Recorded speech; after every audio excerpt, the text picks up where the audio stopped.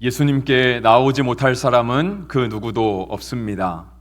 이 땅에서 소외된 사람, 또 가진 것이 없는 사람, 병든 사람, 그래서 세상에서 사회적 약자라고 분류되는 사람이라 할지라도 예수님께는 다 천하보다 귀한 영혼입니다.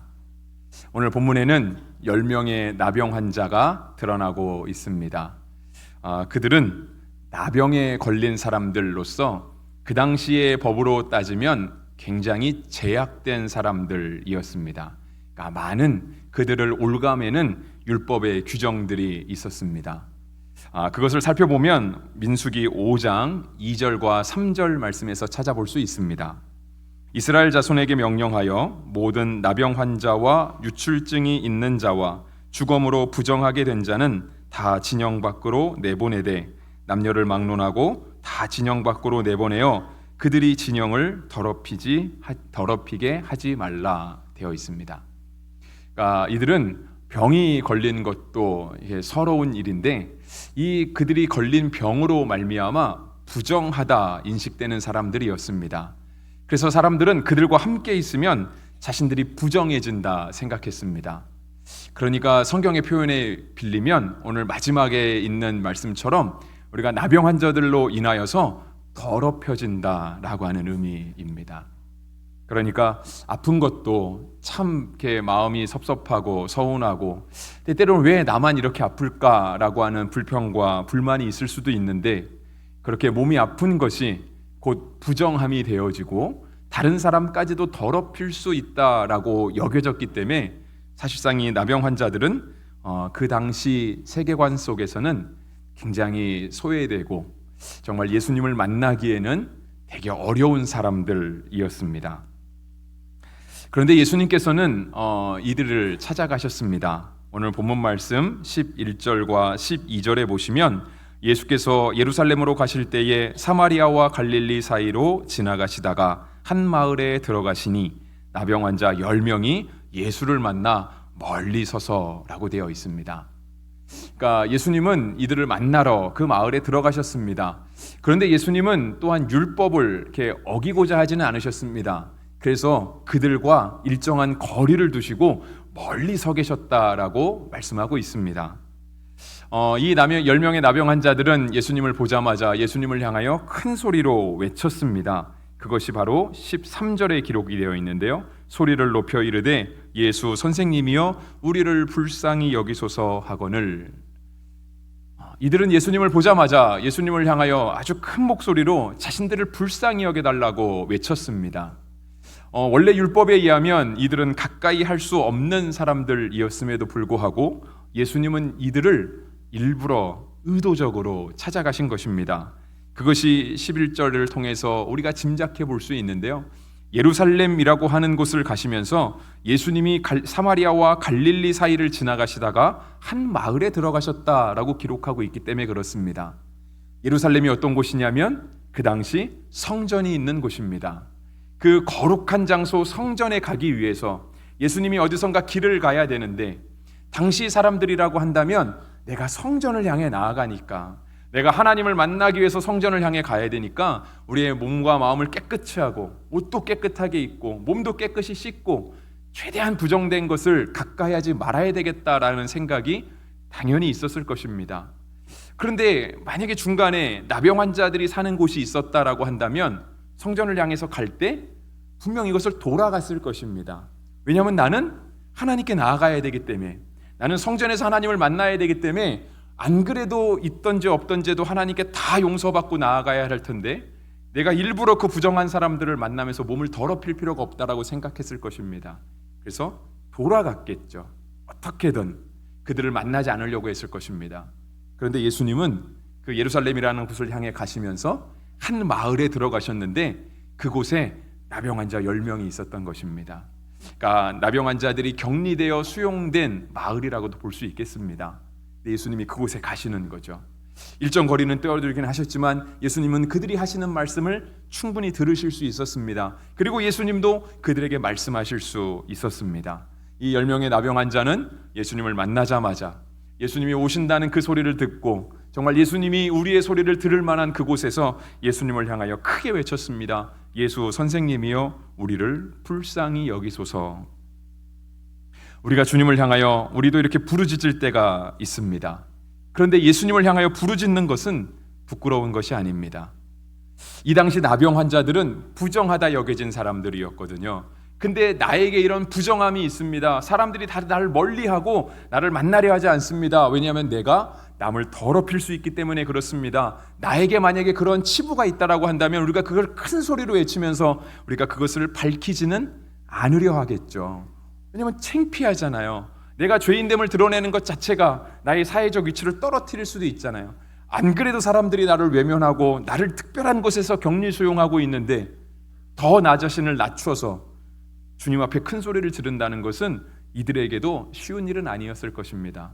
그런데 그들은 주님을 향해, 예수님을 향해 이것이 기회였던 것이죠. 크게 부르짖기 시작했습니다. 우리가 주님 앞에 부르짖는 것은 부끄러운 일이 아니라 도리어 은혜입니다. 우리가 하나님을 향하여 기도할 수 있다는 것, 하나님을 향하여 예배할 수 있는 것, 하나님을 향하여 우리의 목소리를 크게 높여서 하나님을 찬양할 수 있는 것은 은혜 중에 은혜입니다. 주님은 그 마음을 품은 사람들을 찾아가신 것입니다. 예수님이 살아가던 시대에 예수님은 많은 사람들에게 때때로 비난을 받기도 하셨습니다. 그것이 누가복음 7장 34절에서 찾아볼 수 있는데요.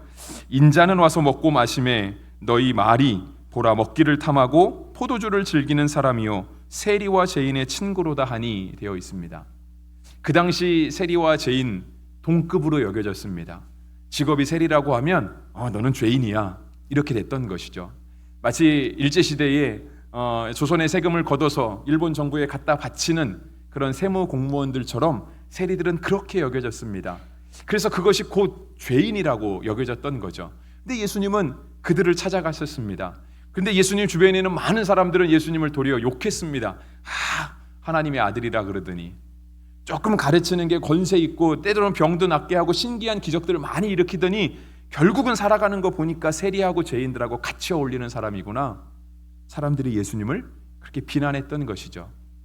설교니까 부드러운 말로 적혀 있었지 실제로 이것이 육성으로 들렸다라고 한다면 아마 우리가 퍼부을 수 있는 저주들, 그런 할 수 있는 비난들을 다 섞어서 예수님을 막 소위 말해서 도마질했을 것입니다. 예수님은 뭐가 잘못됐고 예수님은 이래서 틀렸고 저래서 잘못됐고 라고 하는 것들을 많이 말씀했을 것입니다. 그런데 예수님은 그러함에도 불구하고 본인이 어떤 비난을 받으시든지 그것에 아랑곳하지 아니하고 자기를 향하여 부르짖는 사람들, 오늘 예수님을 향하여 예수 선생님이여 나를 불쌍히 여기소서 주님 앞에 간절히 부르짖는 사람들을 예수님은 찾아가셨습니다. 그리고 그들에게 하나님의 은혜를 베풀어 주셨습니다. 그것이 14절에 기록이 되어 있습니다. 14절에 보시면 가서 제사장들에게 너희 몸을 보이라 하셨더니 그들이 가다가 깨끗함을 받은지라 했습니다. 나병 환자들에게도 믿음이 전혀 없던 것은 아니었던 것 같습니다. 그들이 주님을 향하여 부르짖을 수 있는 마음이 있었던 것처럼 나병 환자들 마음속에는 예수님의 말씀에 순종할 수 있는 그러한 그 정도의 믿음은 있었던 것 같습니다. 근데 예수님이 하신 말씀은 무엇이냐면 제사장들에게 가서 그 몸을 보이라 했습니다. 왜냐하면 이 당시 부정하다 여겨지는 그런 많은 현실 속에서, 부정하다 여겨지는 조건 속에서 내가 더 이상 부정하지 않고 정하다 판결할 수 있는 것은 제사장이 우리에게 그 정함을 선언해 주어야만 했습니다. 그것이 레위기 14장에 기록이 되어 있는데요. 이들은 자신들이 지금까지 부정하다 여겨지고 내가 가까이 하면 남이 더럽혀진다 생각해서 격리 수용되었던 것, 그래서 사랑하는 가족들과 함께 살 수 없고 친구들과도 함께 할 수 없고 마음대로 일상을 살아갈 수 없는 사람들이었습니다. 근데 그들이 이 부정함에서 해결돼서 다시금 일상으로 돌아오는 그 중간 과정에는 반드시 제사장의 선언이 필요했습니다. 너는 이제 더 이상 부정하지 않다. 이제는 정하게 되었다. 다시 일상으로 돌아가도 괜찮다라고 하는 그런 판결을 받아야 했던 것이죠. 그래서 예수님이 하신 말씀이 그거예요. 가서 제사장에게 너희 몸을 보이라 했습니다. 그런데 이 10명의 사람들이요, 진짜 그 말을 듣고 갑니다. 예수님의 말씀 속에는 아무런 치료 행위는 없었습니다. 우리가 새벽에 요즘 열왕기하를 살펴보면서 엘리사에 대한 이야기를 보고 있는데요. 엘리사가 아람 장군 나아만의 나병을 치료하기 위해서 나아만 장군에게 요청했습니다. 가서 7번 몸을 씻으라고요. 도리어 나아만 장군이 되게 화를 많이 냈습니다. 고작 가서 씻어서 되겠느냐, 그런 의미로 받아들였거든요. 근데 이 엘리사의 말 속에는요, 일정한 치료의 행위가 있었습니다. 그것이 우리가 볼 때는 말은 안 되죠. 가서 흐르는 강물에 몸을 씻는 것이 과연 나병을 낫게 할 수 있는가, 그것을 떠나서 그것으로는 이해는 되지 않지만 분명히 엘리사의 선언 속에는요, 어떠한 일정 과정의 치료의 그런 의식들이 있었다라고 하는 거예요. 심지어 예수님도 그러한 일들을 하셨습니다. 예수님이 맹인을 만났을 때요, 그 맹인을 치료하시기 위해서 침을 땅에 뱉으시고 그 침으로 흙을 이겨서 그 맹인의 눈에 바르셨습니다. 일종의 치료 행위가 있었던 것이죠. 그런데 오늘 본문에는 그런 것이 전혀 없습니다. 예수님이 나병 환자를 환부에 손을 얹지도 않으셨고요, 너가 병에서 깨끗할지어다라고 하는 선언도 없으셨습니다. 그냥 그들을 보고 가서 제사장에게 너희 몸을 보여라, 그렇게 말했을 뿐이거든요. 그런데 나병 환자 10명이 그 말을 듣고 갔습니다. 진짜 갔어요. 그랬더니 14절에 그들이 가다가 깨끗함을 받았다고 성경이 기록하고 있습니다. 이 정도 믿음이면 괜찮은 믿음인 것 같습니다. 여러분, 우리의 삶에 한번 이렇게 빗대어서 생각해 보겠습니다. 우리도 생활하다 보면 때때로 아파서 병원을 찾을 일들이 있습니다. 근데 만약에 제가 병원에 갔는데 가서 접수를 하고 이제 의사가 불러주기를 기다리고 있는데 간호사 선생님이 와서 부르는 거예요. 정명호 씨 진료실에 들어가세요 라고 얘기를 했는데 그 안에 있던 의사가 제가 방문을 열고 들어가기도 전에 그냥 가세요 라고 말한다고 한다면 과연 우리가 그 말을 듣고 나는 다 나았다, 그리고 가서 수납하고 돈 내고 가실 분이 있을까요? 이게 참 쉬운 일이 아니거든요. 예수님이 오늘 하신 말씀이 바로 그거예요. 나병 환자들을 향해서 그냥 가라고. 근데 그들이 그 말에 순종하고 갔더니 정말 가다가 깨끗함을 받은 것입니다. 정말 이들의 믿음이 대단한 믿음인 것이죠. 그래서 우리가 하나님 말씀에 순종하는 건 사실상 믿음이 있어야 됩니다. 우리의 순종은요, 믿음에 근거합니다. 우리가 믿음이 없으면 굉장히 순종하기 어렵습니다. 그런데 우리는 예수님 앞에 순종하기 전에 자꾸 따져보려고 하잖아요. 따져보려고. 진짜 그래도 되나? 안 되면 어떡하지라고 하는 마음이 있거든요. 저도 그렇습니다. 저도 설교할 때 그러한 주저함들이 많이 있습니다. 그러니까 원고는 있지만 원고대로 해야 될지, 원고보다 더 말을 보태야 될지, 근데 그 말을 해도 될지 말지를 속으로 굉장히 많이 생각합니다.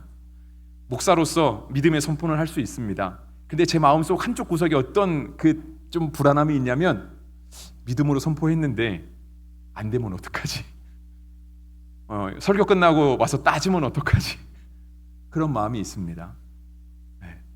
그러니까 우리가 믿음으로 순종한다는 거는요, 그 순종의 밑에 믿음이 있다라고 하는 거예요. 근데 사실상 우리가 주님 앞에 여러 가지를 따지기 시작했을 때 실은 우리가 주님 앞에 따져서 뭐가 된 거는 하나도 없습니다. 여러분, 우리가 지금까지 은혜로 살아올 때 우리가 다 이해가 되고 그거 하나하나 꼬치꼬치 따져서 우리가 주님께 은혜 받은 것은 결코 아닙니다. 그러니까 주님께 따져봐야 우리가 얻을 수 있는 것은 하나도 없는 것이죠. 그런데 우리가 주님 앞에 진짜 믿음을 주님에 드리면서 순종할 수 있을 때 14절의 말씀과 같이 가다가 깨끗함을 받는 그런 은혜가 있을 줄을 믿습니다. 이 10명의 나병 환자가 예수님의 말씀을 듣고 갔습니다. 그리고 제사장으로부터 완치 판정을 받았습니다. 그들이 다시 일상의 삶으로 돌아가게 되었던 것이죠. 10명의 사람이 갔습니다. 그 중에 한 사람만이 돌아왔습니다. 그 돌아온 사람의 이야기가 15절부터 기록이 되어 있는데요, 그 중 한 사람이 자기가 나은 것을 보고 큰 소리로 하나님께 영광을 돌리며 돌아와. 그러니까 이 나은 한 사람은요, 자기가 나은 것을 봤습니다. 자기 몸이니까 자기 몸에서 병이 떠나가는 것을 충분히 느낄 수 있었겠죠. 알 수 있었을 것입니다. 그랬더니 이는 자신이 병이 난 걸 보고요, 하나님께 영광을 돌려오면서 돌아왔습니다. 그리고 이 모습을 예수님이 보았습니다. 예수님께서 말씀하시는 거예요. 10명이 다 깨끗함을 받지 않았느냐? 17절이죠. 그런데 그 9은 어디 있느냐? 18절 말씀, 이 이방인 외에는 하나님께 영광을 돌리러 돌아온 자가 없느냐 하시고 있습니다. 돌아온 사람은 사마리아 사람이었습니다. 근데 오늘 본문은 그를 이방인으로 표현했습니다. 사마리아 사람은 원래적으로 따지고 보면 이방인은 아닙니다. 왜냐하면 아까도 말씀드린 것처럼 우리가 새벽에 열왕기 하를 보고 있는데요, 열왕기 하에 드러나는 북이스라엘 나라의 수도가 바로 사마리아였습니다. 이 북이스라엘에도 하나님께서 훌륭한 선지자들을 많이 보냈습니다. 엘리야도 그렇고 엘리사도 그렇고 분량은 작지만 북이스라엘을 향하여 선포된, 파송받은 하나님의 사람이 굉장히 많이 있었습니다. 그들은 그 나라 안에 하나님의 택하신 백성으로서 하나님 앞에 살아가야 될 올바른 말씀을 전했고요, 때때로 북이스라엘 사람들도 하나님의 말씀대로 살아가는 모습을 보이기도 했습니다. 그러니까 그들은 이방인으로 말하기에는 조금 어려움이 있는 사람들입니다. 그런데 왜 오늘 본문의 시대에 와서 그들이 이방인으로 분류되었는가? 그것은 역사적인 근거가 조금 있습니다. 그러니까 북이스라엘과 남유다 두 나라로 이스라엘 나라가 분단되어서 존재하고 있을 때 이 북이스라엘 나라가 먼저 망하게 됩니다. 그러니까 아수르의 침략을 받고 주님 오시기 전 721년 그때 망하게 되는데요. 그 당시 이 북이스라엘을 점령한 아수르의 정책은, 그러니까 지배 정책은 무엇이냐면 혼합주의였습니다. 그러니까 서로 혼혈주의인 거예요. 그러니까 이곳에 있는 사람들을 이쪽에 이동시키는 거예요. 그리고 이쪽을 점령하고 나면 또 이쪽에 있는 사람들을 여기로 이동시키는 겁니다. 아마 아수르의 본국에서도 사람들이 내려와서 흩어져 살았겠죠. 그러니까 이제 각자의 사람들이 다 섞여 살다 보니 자연스럽게 이렇게 혼혈이 될 수밖에 없었던 것입니다. 그러니까 이 남유다 입장에서 볼 때, 남유다도 결국은 망했거든요. 조금은 오래 버티다가 망하긴 했는데, 남유다 입장에서 볼 때는 저 북쪽 사람들이 소위 말해서 피가 더럽다 생각을 했습니다. 더 이상 하나님의 선민이 아니라고 생각한 것이죠. 근데 남유다도 사실상 그렇게 오래 가지 못했습니다. 남유다도 주님 오시기 전 586년에 망하고요. 그 남유다를 다스리고 있던 지도자들, 왕족들, 귀족들, 그 사회 안에서 조금이라도 어떤 직분과 명예가 있다는 사람들은요, 이 바벨론이, 남유다를 멸망시킨 바벨론이 다 자기 나라의 포로로 잡아갔습니다. 목적은 인재로 쓰기 위해서. 왜냐하면 넓어진 영토를 다스리기 위해서는 똑똑한 사람들이 필요하잖아요. 그러니까 남유다에 있는 지도자 그룹에 세상하는 사람들은 다 바벨론 포로로 잡혀가서 거기서 살았거든요. 그러니까 따지고만 보면 먼저 망한 북이스라엘이나 조금 버티다 망한 남유다나 다 하나님 앞에서는 똑같다라고 말씀드릴 수 있습니다. 그런데 이 사마리아 사람들은요, 늘 이방인 취급을 받았던 거예요. 늘 이방인 취급. 오늘 본문에서도 이 이방인 외에는 하나님께 영광을 돌리러 돌아온 자가 없느냐 예수님이 말씀하시거든요. 근데 예수님이 사마리아 사람을 무시해서 그렇게 말씀하신 것은 아닙니다. 이 말에는 예수님의 의도가 있습니다. 사마리아 사람들, 늘 소외받고 천대받고 소위 말해서 비난받던 사람들입니다. 조금 더 나쁘게 말하면 저런 피가 더러운 것들, 그렇게 인정받던 사람들이 바로 사마리아 사람들이거든요. 근데 그 사람도 주님께 감사하기 위해서 돌아왔습니다. 사마리아 사람도 하나님께 감사하기 위해서 돌아올 수 있었다라고 한다면 주님께 돌아오지 못할 사람은 그 누구도 없는 것이죠. 예수님의 말씀에 이 이방인 외에 하나님께 영광을 돌리러 돌아온 자가 없느냐라고 하는 이 예수님의 말씀 속에는 위에서 말씀하신 그 9은 어디 있느냐, 이 말씀을 강조하신 것입니다. 그럼 나머지 9사람은 어느 나라 사람이었을까요? 물론 이 당시에는 다 로마의 지배를 받고 있었으니 로마 백성이라고 말할 수 있지만, 이 10사람 중에 한 사람 사마리아 사람 빼고 나머지 9사람들은 아마도 상대적으로 이방인으로 지칭되지 않는 사람들이었겠죠. 유대인 입장에서 볼 때는 같은 민족이라고 여길 수 있는 사람, 그 사람들이었을 거예요. 그러면 그 사람들은 이 병이 낫게 된 걸 어떻게 여겼을까요? 어쩌면 당연하게 여겼을 거예요. 왜냐하면 이방인은 구원받을 수 없는 사람으로 여겨졌거든요. 그래서 예수님의 제자들도 성령이 임했을 때요, 이방인에게 잘 복음을 전하지 못했습니다. 그런데 나중에 이제 그들의 인식이 확장되고 개혁되기 시작하면서부터 이방인 복음을 전하기 시작하죠. 먼저 베드로가 먼저 나아가서 이방인에게 복음을 전합니다. 그리고 이방 전도의 핵심은 우리가 알고 있는 바울이라고 하는 그 사울을 통해서 이방 전도가 막 일어나게 되잖아요. 그러니까 그 당시 많은 사람들이 유대인들은, 그러니까 이방인이 아닌 유대인들은요, 우리는 구원받을 수 있어, 왜냐면 우리는 당연하거든, 우리는 하나님의 선민이거든 라고 하는 그런 구별의식들이 있었던 거예요. 그러니까 그들의 병이 나았어도요, 이들은 당연하다 생각하는, 그렇지, 하나님이 우리를 택하셨으니까 하나님이 우리를 고쳐주셔야지. 우리가 예수님께 기도했으니까 예수님이 우리를 고쳐주셔야지. 그건 당연하지 뭘. 우리가 자주 부르는 찬양 중에 은혜라고 하는 찬양이 있습니다. 내게 있는 모든 것들이 당연한 것 아니라 은혜였다라고 고백하죠. 여러분, 당연하다 생각하면 감사할 게 하나도 없습니다. 하지만 모든 것이 주의 은혜라고 생각하면 감사하지 않을 게 하나도 없습니다. 제가 오늘 아침에 교회 오기 전에 이제 일어나서 이렇게 준비를 하면서 이렇게 TV를 켰습니다. 이렇게 습관적으로 킨 것 같기도 하고요. 또 바쁠 때는 이게 TV 못 켜고 오기도 하는데, 오늘 아침에 이렇게 TV를 틀었더니 이제 설교하시는 방송들이 많이 있더라고요.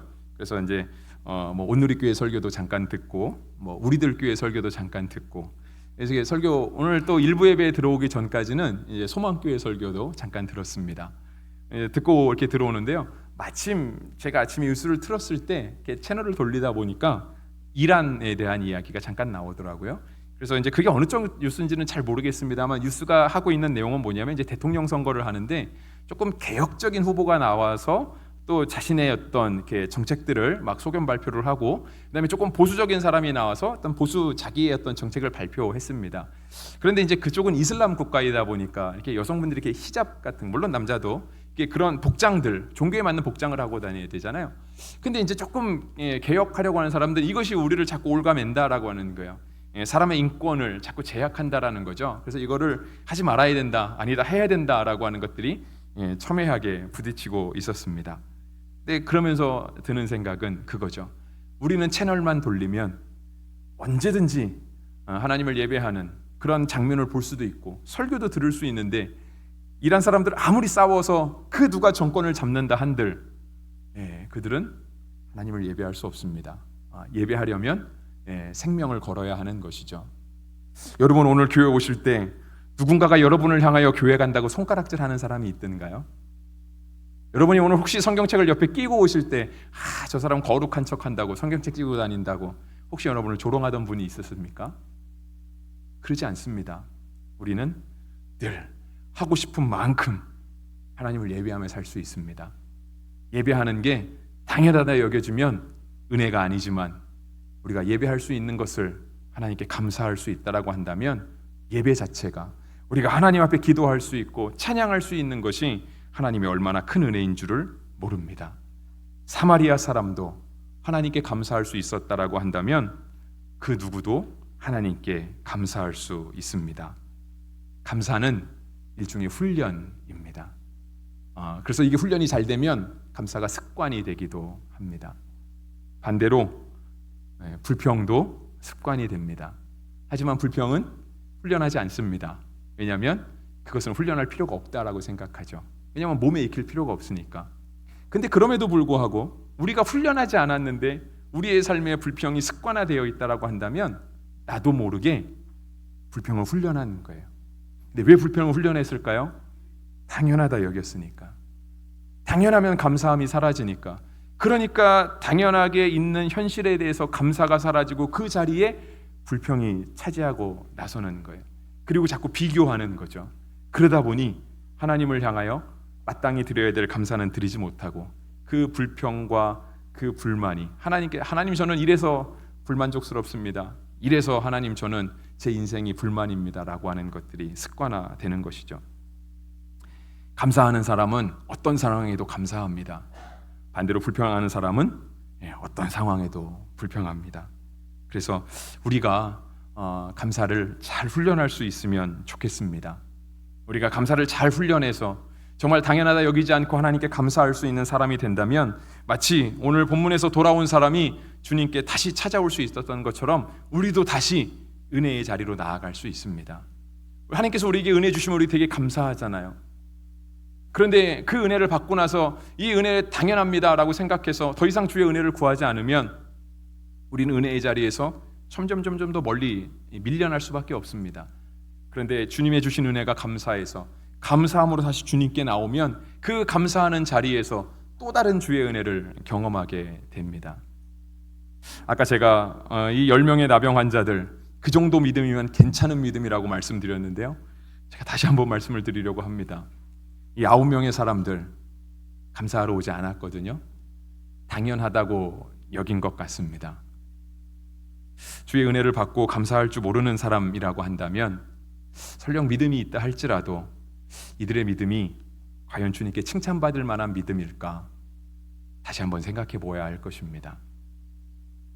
주님은 주님께 감사하며 돌아온 이 한 사마리아 사람에게 구원을 선물로 주십니다. 19절 말씀, 그에게 이르시되 일어나 가라, 내 믿음이 너를 구원하였느니라 하시더라 했습니다.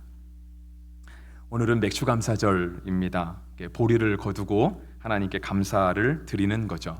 네, 맥추감사절은 절기적으로요 항상 7월 첫 주에 돌아옵니다. 그러니까 이제 우리가 맥추감사절이 되면 상반기를 보낸 것들에 대한 감사를 우리가 이제 주님께 이렇게 표현하게 되는 것이죠. 그래서 이제 벌써 7월이 시작하고도 일주일이 지났습니다. 바쁜 일상에 살다 보면 상반기가 어떻게 지나갔는지도 잘 모르겠고 또 그냥 일상에 치여 살다 보니 또 다른 한 주가 돌아오고 또 다른 하루가 돌아온 것 같지만 실은 우리는 2024년의 절반을 보내면서 하나님의 인도하시고 보호하시는 은혜 속에 살았습니다.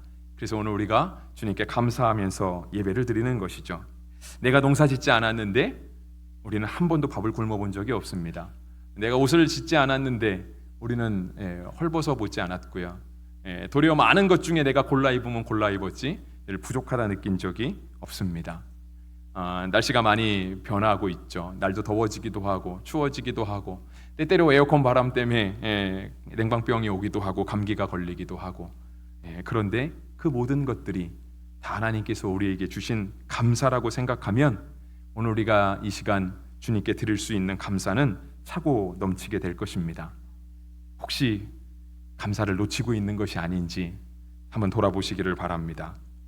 그것이 하나님께뿐 아니라 우리 이웃에게, 우리 가족에게, 또 함께하는 선생님이나 선배나 후배에게, 함께 일하는 직장의 동료들에게, 설령 그냥 지나쳐 가는 사람이라 할지라도, 그래서 언제 다시 봤는지 언제 또 볼지 모르는 사람이라 할지라도 누군가가 우리에게 베푼 호의가 있었다라고 한다면 그러한 것 중에 우리가 감사를 잃어버리고 있는 것은 없는지 한번 돌아볼 수 있으면 좋겠습니다. 우리가 당연하다 놓치면, 당연하다 생각하면 감사를 놓치게 됩니다. 하나도 감사할 게 없기 때문이지만 모든 것이 주의 은혜다라고 생각하면 정말 우리가 주님께 오늘도 감사함으로 예배할 수 있습니다. 그래서 시편 50편 23절은 우리에게 다음과 같이 말씀하십니다. 감사로 제사를 드리는 자가 나를 영화롭게 하나니 그의 행위를 옳게 하는 자에게 내가 하나님의 구원을 보이리라. 아멘.